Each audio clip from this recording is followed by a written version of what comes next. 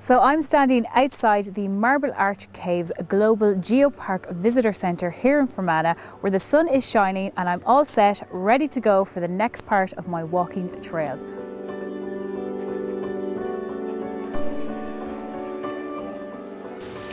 So Richard, can you explain to me exactly what a global geopark is?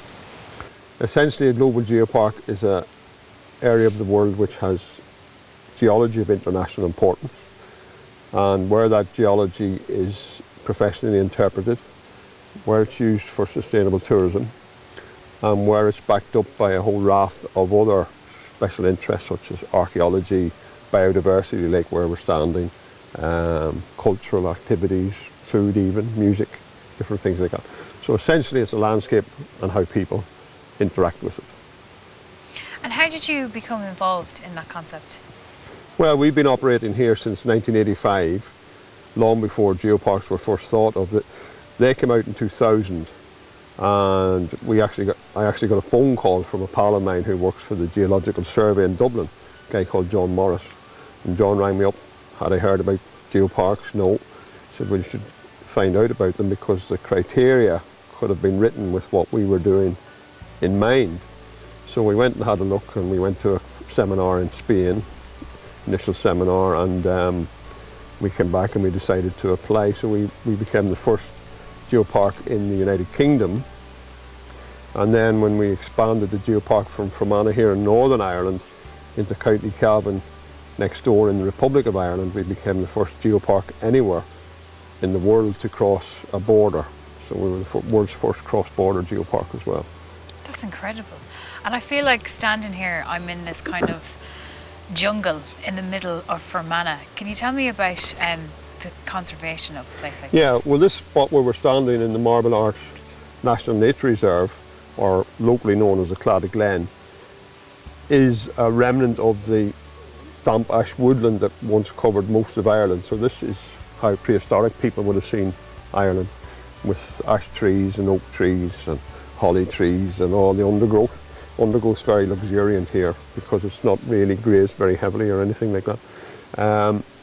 So this area is managed for nature. So if a tree falls down like this one over here, it's left there. It's made safe, but it's essentially left there to rot down into the ground, and the little bugs and insects can have a feast on it. And so everything that happens here is for nature, and people are secondary. And is there a community involvement? People within the area, do they come here more? Do they take part in the walks and the trails? Yeah, I mean, we get all sorts of users. There's very casual family groups come, but we also get more hardened walking clubs. We also have outdoor education centres use the areas for challenging walking for kids, teenagers, where they have to plan and navigate routes over the mountains and camp out for 3 or 4 nights, all self-contained. So all those aspects really. And then linked to that, we have people who want to walk up into the mountains for the walk's sake also, but also to do other activities like rock climbing or whatever it might be. Caving, of course. It's great. So there's an abundance of activities for people to enjoy. Yeah, sure. Yeah, great. It's great. Well, Richard, thanks a million for talking to us. No problem. And I'm looking forward to seeing more of this splendid park. Well, go off and enjoy it. Thank you.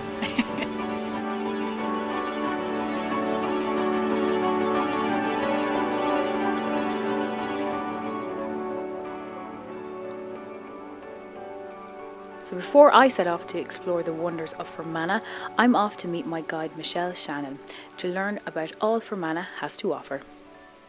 Hi Michelle. Hello Aisling, how are you? Great, lovely to meet you. So you are the Geopark Supervisor. Tell me about your role. I could spend hours explaining it to you, but basically what we have is we have a large area of land, as Richard has mentioned, the geopark, and we're trying to develop it. But we're developing it for many reasons. But basically we're trying to open it to the public so that they can access all the sites. So in relation to my daily job, I'm going out to different sites and looking at how we can develop it. So we're developing footpaths, looking at cycle trails, looking at sites in relation to their viewpoints, looking at interpretation, site furniture. And then once we have all these developments done, like for example at the moment we've over 100 kilometres of walking routes. So once they're done, we then have to maintain them and manage them, and we're responsible for doing that as well. The sites we have, they're not just visited by tourists, but they're also local people who live in the area locally who are using the walks. So some of the walks we have developed, we've taken that in mind, and we've designed a walking route that we know is already being used by local people and catering for what they would like to see. The other thing as well, because the sites are so popular, we also run geopark events. So within these different sites where we have walks, they're not just there for people to walk, but for example this weekend we have a bat walk at one of our sites, Castle Caldwell. So people are going out to walk along the footpaths, but they're actually there to look at the bats at night time. Nice. So we have them running all year round as well. That's fantastic. And tell me about the different walking trails that are on offer here surrounding the area. Well, as I mentioned earlier, we've over 100 kilometres of walks. But the walks we try to have them varied so that it's something that will suit everybody, their needs and their mood, and also their skills. So we have walks available for people who have a little bit of experience. They want to get out in a remote area for the day where they're experiencing pure wilderness, where all they will see all day is sheep. So we've walks for people like that. And then we've walks for families, people who are out for the day want to just do a wee short intermediate walk, people who want to see something of interest. So we have walks where you have archaeology, history, pure landscape, or we have a walk where you actually go to see a cave entrance. So we have them all catered for. We're still developing a lot more. We'll still be developing walks for the next couple of years, and the walks that we have already built and we have open, we'll also be improving them, because once we have them open, we're looking at little things we can tweak to make them better, to make a really good experience for the person who's going out there. And what we've started to do is we've actually started to monitor people going to access these sites. So we've put in people counters and vehicle counters hidden in some of the locations, so we can actually work out how many people, what time of the day, what months are popular for going to these sites. So you'd be very surprised, some of the walks that we didn't think were too popular were coming back saying that there's over 1,000 people coming to do that walk on a month. Wow. And then we were seeing what time of day most people like to visit or what day of the week. So in relation to that, we use that information as well, that if we're going to have staff out there working in the area and we want them to be able to meet and greet people, we'll have them out on those particular days. Or if we're running an event, we kind of work out what time of year. For example, April seems to be the time everybody loves to get out walking and getting outside. And I don't know if it's after Easter and they're trying to lose a few pounds, but April seems to be this year our really busy month for people getting out and about. Okay, Michelle, so the sun is shining and I'm ready for my next walking trail. Tell me, where am I going? Well, Aisling, I'm actually going to bring you up into Culca Mountain Park. Okay. It is a 1 minute drive from here, and Culca Mountain Park is spectacular.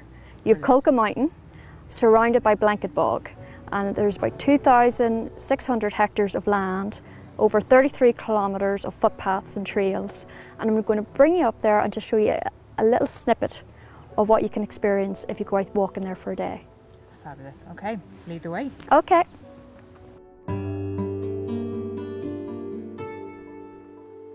After a short drive, we've arrived at the amazing Quilca Mountain, which stands at 665 metres high and is surrounded by blanket bog.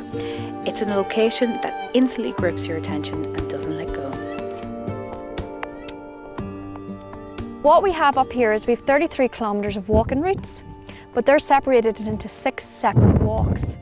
So the walks vary in relation to 2 of them lead onto the summit of Culca, which you can just see behind my shoulder, or some of the other walks are actually in the lower ground area where you're going through areas of limestone region with karst features, or you're going through Florence Court Forest. So it has a little bit of everything for people. We're still developing our walks here and upgrading them, but in the future what we really hope is where you were at the Cavan Burn, we wanted that people visiting there, people visiting here, will connect the 2 sites together, so you can make a full day walking from one location to the other. But it's not just walkers it attracts people who are into photography, painting, people who just want to come out somewhere tranquil, to get away, just to enjoy even a simple thing as a picnic up here. So you'll have people from all walks of life coming here, spending a day, spending a week in the area, or just coming in and spending a few minutes. But as you can see, the landscape around us is blanket bog.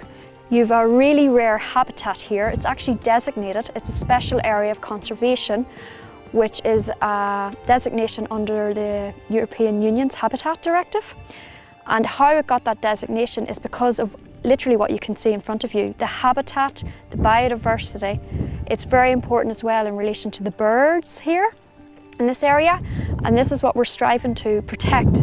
So although public are coming in here, our first priority when we're looking at developing trails or maintaining existing trails is to keep this area as natural as possible, and the wildlife and the vegetation has to be protected. And it's this that also attracts people to the area because it's very, very special. And it's unique as well because the landscape is so rugged and you could walk for an hour and see nothing but wild sheep.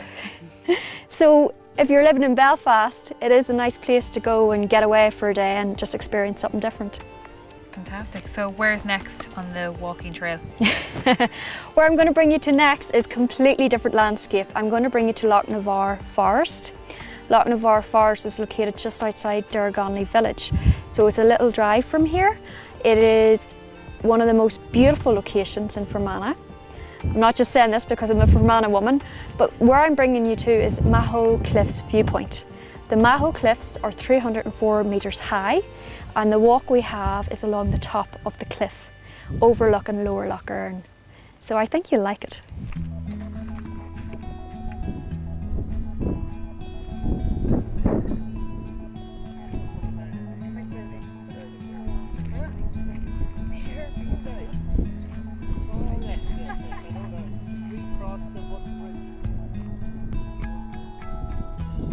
Loch Navar Forest consists of a 7-kilometre long scenic drive, and along that drive we have put in infrastructure for visitors. So we have a number of different walks. We have approximately 6 walks that you can do within this one area. We've also viewpoints like the one we're at the moment. This is called Achimilan Viewpoint. So you can come here for a day with your family and just have picnics and take in the views and just have a relaxing day. Or if you're feeling adventurous, you can do some walks. So the walks we have here do vary in length and type of walk. So we have walks that lead into waterfalls, around lake shores, bring you deep into the forest, or bring you to a cliff top where you have immense views over Lower Loch Earn. So we're going to continue now and I'm going to show you a glimpse into these walks.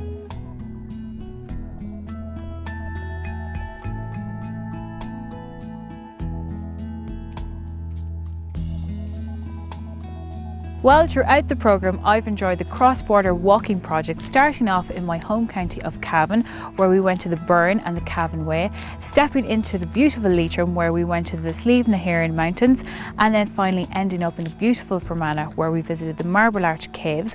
We also came to the Loch Navar Forest and ended up in the stunning location of the Maho Cliffs. All I can say is my feet are killing me, but it absolutely doesn't matter, because with a piece of heaven like that, there's no reason why we all can't step out and enjoy the beautiful scenery that our country has to offer.